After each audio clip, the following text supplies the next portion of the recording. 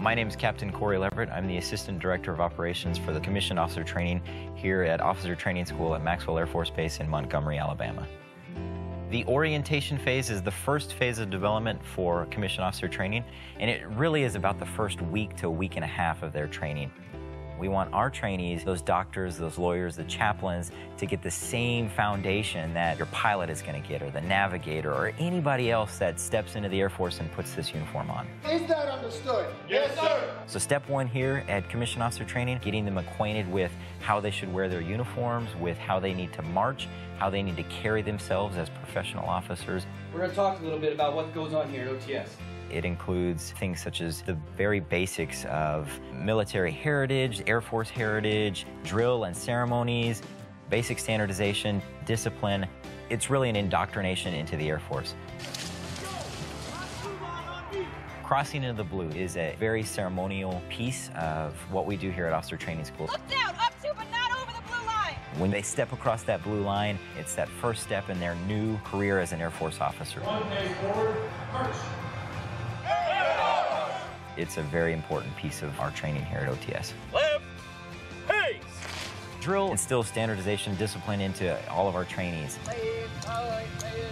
It teaches them teamwork, it teaches them how to come together and work on some basic processes, and it teaches them to build a team.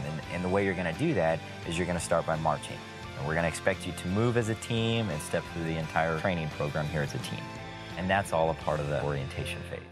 The orientation phase was their introduction to the Air Force, the very basics of teamwork, and the development phase is them applying those lessons that they've learned about teamwork and starting to slowly become leaders. So the development phase includes something like Project X. In Project X, it's an obstacle course, and there's about 22 obstacles. What we do is we'll break the trainees down into small flights, about 14, 15 people in a flight. And then we put them into these obstacles, and then we say, you're a team.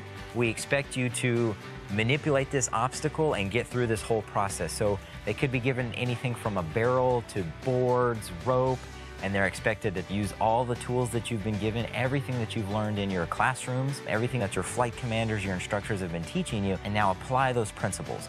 We want them to attack these scenarios and think as an officer in the United States Air Force and see what your strengths are, your weaknesses are in this controlled environment. Move, you're taking fire, get down to your knees. WELPS, or the Wingman Expeditionary Leadership Problems, is a specific phase in the training where we allow the trainees to actually step out and for the first time be a leader of their team. We designate an individual in their team to be a leader. We take them out to the field, and it's a mock deployment environment where they've got to be able to do some basic land navigation. They have to provide their team with security, and their leader has got to be able to take his or her team through this process. We give them a basic set of instructions, and we say, here's what we expect of you, and then we evaluate them.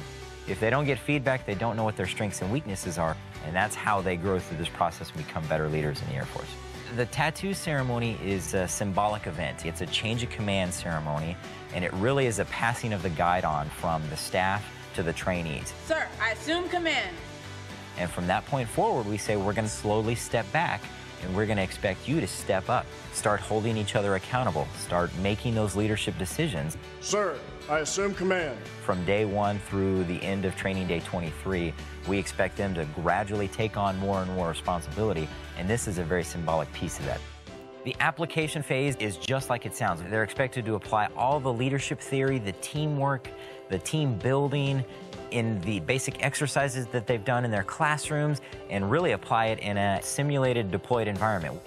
The Medical Readiness Indoctrination course, or we like to call it MRIC, is where we take the trainees out to a location we call Blue Thunder, and we set up a basic field hospital. We simulate different scenarios that they may see as medical professionals or chaplains or even lawyers in a deployed environment. So we do things like mass casualties, where they have 20, 30 casualties, and they've got to learn how to deal with all the individuals that work for them. We got one coming in.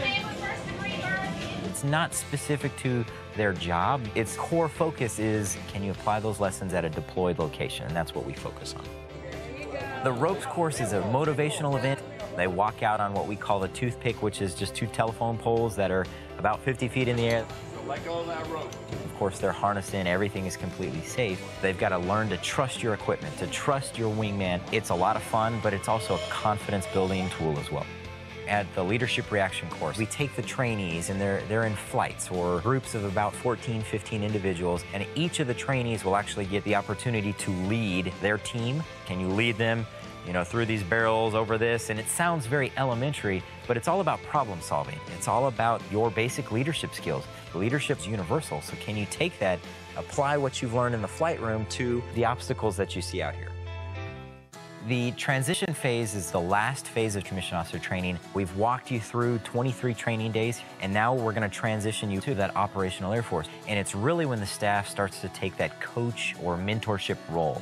They slowly step back even more and open up a lot about their personal experiences, what to expect when you transition from commissioned officer training to the operational Air Force. Graduation is exciting. Graduation is the last step before you finally can say, I've finished officer training school and I'm going to step foot off Maxwell Air Force Base, and I'm going to step foot onto wherever their base is that they're going to. It's an exciting event, not just for the trainees, but for their family members. They get to watch their spouse, their son, their daughter, their mother, their father. They get to watch them raise their right arm, do the oath of office. Do solemnly swear that I will support and defend the Constitution of the United States. It's a very formal event, but it's a lot of fun for families and our trainees as well. Officers dismissed. When you put this uniform on, it means that you live the core values: integrity first, service before self, excellence in all we do. And that's what it means to be an Air Force officer, that you are an example to your airmen every day, all day.